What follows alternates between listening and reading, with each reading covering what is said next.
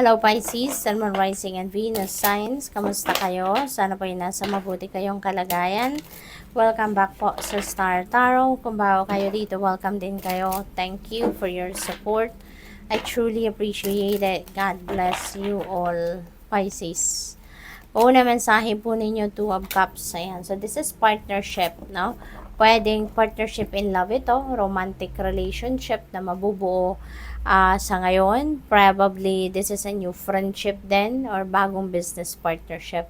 So, pwedeng ganon, no? Mga sitwasyon dito for some of you.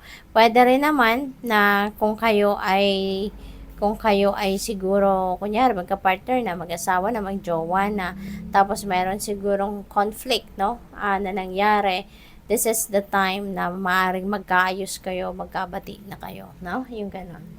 What else? We have Five of Wands. Ayan. So, dito sa Five of Wands, this is conflict.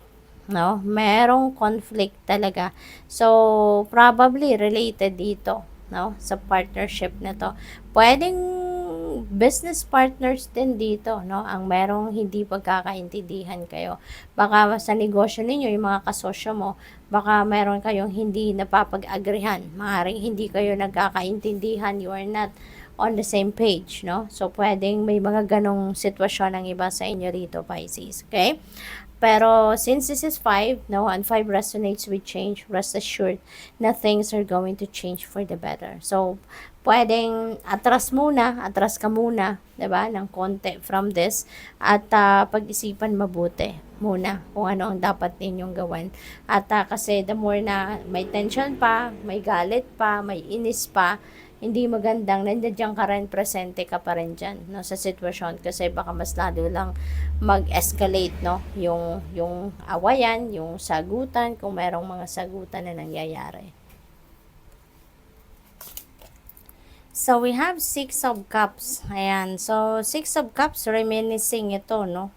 Parang you are reminiscing the past, or maybe you are recalling yung mga masasayang araw mo kasama yung pamilya mo. Siguro nasa malayong lugar kayo, no? At namimiss mo yung pamilya mo. Namimiss mo mga anak mo, magulang mo, mahal ninyo sa buhay, no? Baka, kunyari, nasa abroad siguro ang iba sa inyo, no? At malayo kayo sa inyong pamilya, at maybe naaalala mo sila sa ngayon, namimiss mo sila sa ngayon, ano? Kaya maybe you are reminiscing kung ano man ang mga pagsasama ninyo, no, na talagang tumatak sa isip at sa puso ninyo, no? Nire-recall mo siya sa ngayon. Knight of Cups, mayroong pagbabate, no? Mayroong reconciliation dito na napipick up. So, siguro, eto, magkakaayos talaga kayo, no? So, kasi meron din tayong Two of Cups, so pwede ritong lalambot ang puso ninyo, or lalambot yung puso ninyong lahat, no? At baka magkapatawaran kung ano man yung hindi ninyo na pagkaintindihan, ano man ang mga pinag-aawayan, ano man ang mga pinagdidiskusyonan. So, maaari, no, na magkakabati-bati na kayo at magkakaayos. Pwedeng merong mag-apologize sa inyo rito kasi baka merong nagawang hindi maganda or nasabing hindi maganda towards you, no? At baka meron ditong magsusorry sa inyo. Pwede rin dito na this could resonate also with love life. Kasi kung lalo na kung single pa kayo, Pisces, baka meron ditong manliligaw sa inyo. Baka merong anong tawag dito? May romantic interest, no, sa inyo ang iba, Pisces. So, what else?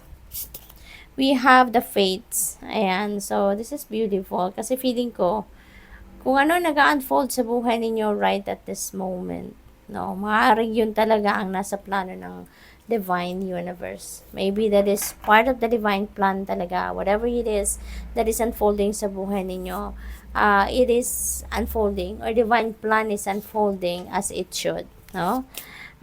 Forgiveness, ayan. So, diba, may magkakapatawaran talaga rito, no? So, this is good kasi nakaka-stress din, diba? Kung merong resentment sa puso, merong may hindi, alam mo yun, kapag meron kang kaaway or meron kang hindi kabate, mabigat 'di ba sa dibdib. Kaya maganda to na willing din kayong mag-forgive. Maganda to na willing din kayong magbukas ng inyong puso and piliin ninyo ang magmahal, piliin ninyo yung love, ang mag-expand sa puso ninyo para kayo ay makapagpatawad na so that mabunutan na din kayo ng tinik sa dibdib, hindi ba?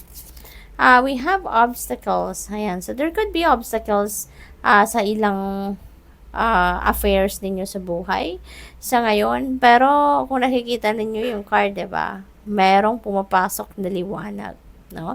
So, this is a good sign kasi ibig sabihin nito na despite the darkness, no, despite the obstacles na nararanasan ninyo sa ngayon, unti-unti, no, nakikitaan nyo na siguro ng pag-asa, no, ang something dito.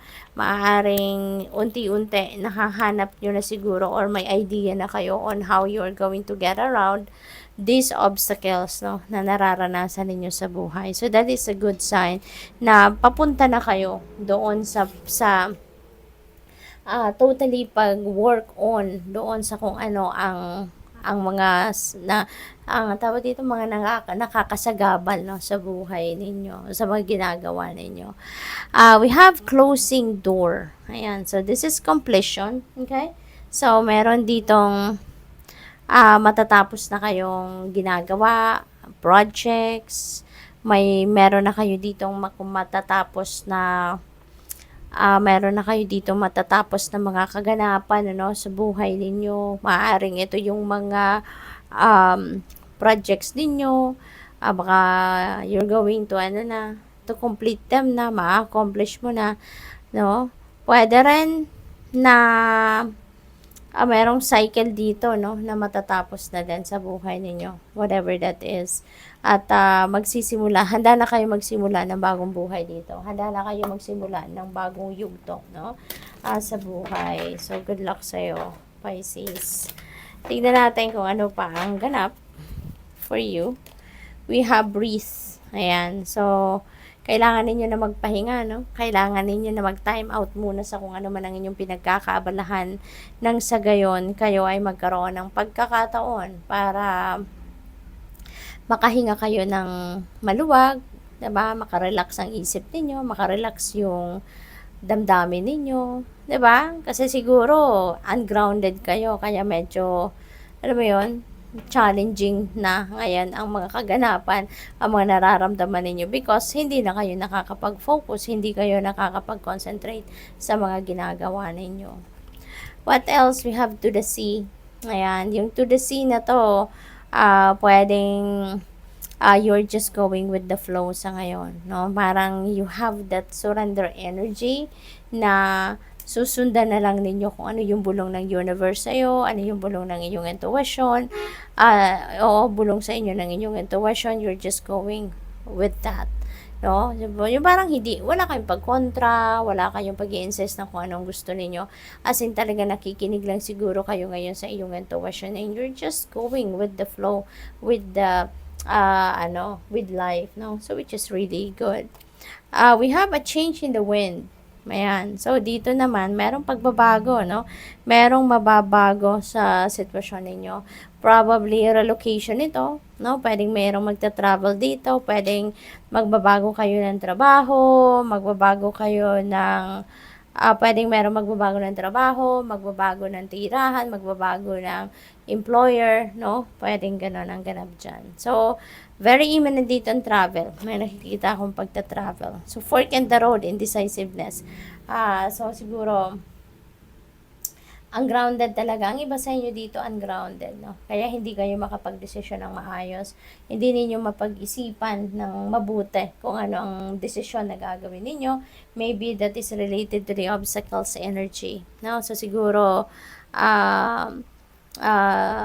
there are different choices na hinaharap din ninyo, kailangan ninyong pagpilian, no? Kung saan kayo pupunta para masolusyonan ninyo kung ano man ang problema dyan. So, maybe related ito dito. But, just allow your intuition to be your guide, no? Kasi, when you allow your intuition to be your guide, makakasiguro ka, no? Na kahit gulong-gulo ang isip mo, kapag nakikinig ka sa iyong intuitive messages, no, mapupunta ka sa tamang daan, no, you will just find out, makikita mo na lang yung sarili mo na, aba, nandito na pala ako, 'di ba, yung ganon. So good luck, thank you for watching. Love and light, namaste.